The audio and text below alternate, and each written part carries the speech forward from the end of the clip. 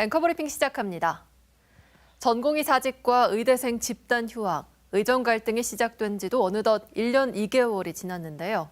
윤석열 전 대통령 파면으로 윤 정부가 소위 의료개혁이라며 추진한 의대 정원 증원과 의료 정책도 변화를 맞게 됐습니다.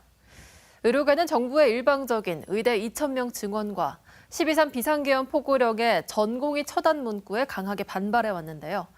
그동안 의정 갈등 국면에서 정부와 의료계 대표단체인 대한의사협회 간에는 제대로 된 공식 대화가 없었습니다.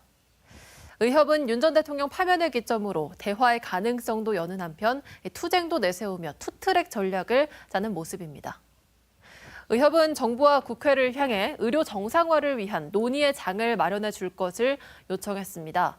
이와 함께 2026학년도 의대 모집 규모는 증원 이전인 3,058명으로 조기 확정할 것을 요구하고 있습니다.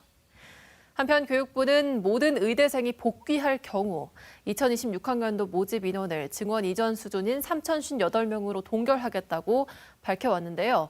전원 복귀 기준을 단순 등록률이 아닌 학생들의 실질적인 수업 참여로 판단하겠다는 입장입니다. 의대 모집 인원 결정은 앞으로도 쉽지 않을 전망입니다. 2027학년도 의대 입학 정원부터는 의료인력 수급 추계위원회에서 숫자를 결정하게 됩니다. 그렇지만 결정 과정과 결과를 의협과 의대생이 받아들일지 또 사직한 전공의 복귀까지 유도할 수 있을지는 미지수입니다. 정부의 일방적인 의대 정원 증원 결정 이후 의료 공백으로 환자의 불안과 고통이 1년 넘게 가중된 상황. 여기에다 의학계 역시 진료와 교육, 연구 전 분야에서 위기를 겪고 있다는 지적이 나옵니다. 조기 대선 전국에서 각 당의 후보들은 의료 개혁과 관련한 공약을 내놓을 것으로 예상되는데 차기 정부의 의료 정책은 일방적인 추진과 소모적인 논쟁에서 벗어나 지역과 의료 현장에 직면한 현실을 직시해야 합니다. 또 의료 전문가와 현장의 목소리를 담은 대화와 합의를 기반으로 하는 것이 중요해 보입니다.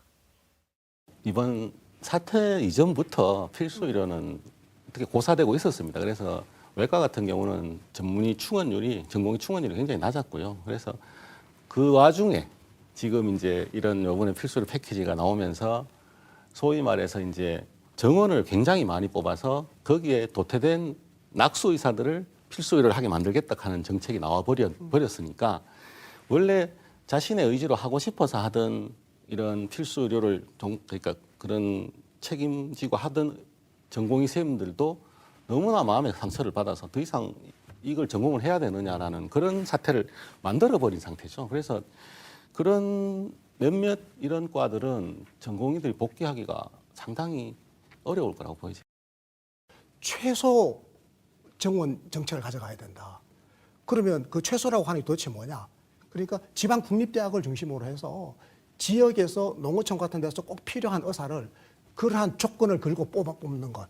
예를 들어서 뭐 제주대학교, 경북대학교, 부산대학교 이런 경상대학교 이런 지방 국립대학들에서 뭐 한 해에 한 40명 내지 한 50명 정도를 추가로 뽑되 이 뽑는 인원수는 반드시 지역 의료에 종사하도록 하는 걸로 별도의 모집 트랙으로 별도의 경쟁 트랙으로 뽑는 거죠.